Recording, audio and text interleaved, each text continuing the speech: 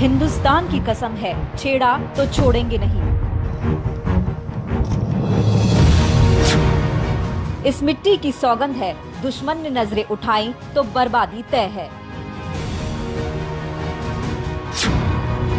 भरोसा है हिंदुस्तान का, गिद्ध नजरें हमेशा के लिए झुक जाएंगी। और आश्वस्त ही नहीं हूँ, मुझे पूरा भरोसा भी है कि हमारे सेना के जवान किसी भी सूरत में अपने भारत की 1 इंच भी जमीन किसी दूसरे के हाथों में नहीं जाने देंगे। चीन ने गुस्ताखी की तो LAC के उस पार बारूद बरसेंगे। ये वादा और इरादा है हिंदुस्तान का। चीन अच्छी तरह से समझ ले, सुन ले और दिमाग में ये बात ढंग से बैठा ले। विजयदशमी पर हिंदुस्तान जैसी शक्ति का यही संकल्प है।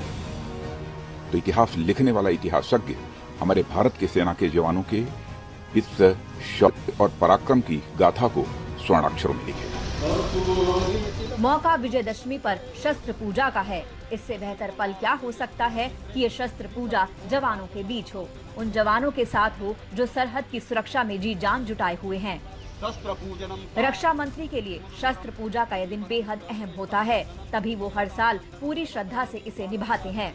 इस बार दार्जिलिंग के सुकना वॉर मेमोरियल में वही जज्बा दिखा। वहाँ शहीदों को श्रद्धांजलि दी, फिर शक्ति पूजा की।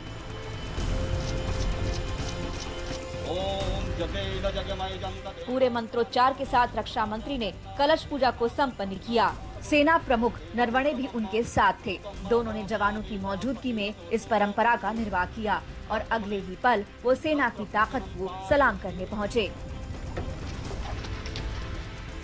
इस वॉर मेमोरियल में सेना के अत्याधुनिक हथियारों को सजा कर रखा गया था। यहाँ भी मंत्रोच्चार के बीच रक्षा मंत्री ने यहाँ गंगा जल अर्पित किया।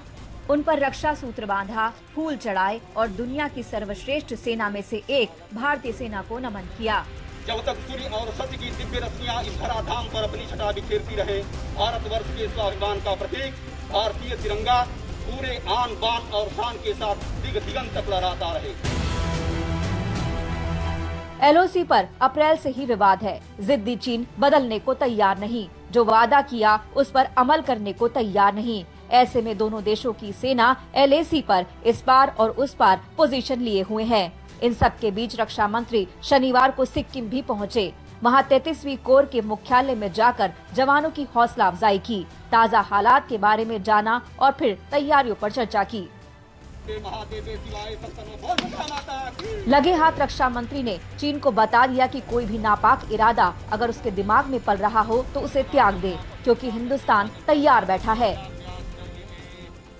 इस समय भारत और चीन की सीमा पर भी जो तनाव चल रहा है, भारत तो ये चाहता है कि यह तनाव समाप्त हो, शांति स्थापित हो।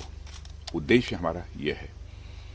लेकिन कभी कभी कुछ ऐसी नापाक हरकतें होती रहती हैं। लेकिन मैं पूरी तरह से आश्वस्त हूं और आश्वस्त ही नहीं हूं, मुझे पूरा भरोसा भी है कि हमारे सेना के जवान किसी भी सूरत में अपने भारत की 1 इंच भी जमीन किसी दूसरे के हाथों में नहीं जाने देंगे। बतौर रक्षा मंत्री सेना के जवानों के बीच शस्त्र पूजा की काफी अहमियत है। ये गौरव का पल है कि हिंदुस्तान की आन बान शान के लिए डटे जवानों के बीच जाकर रक्षा मंत्री ने उन्हें सलाम किया।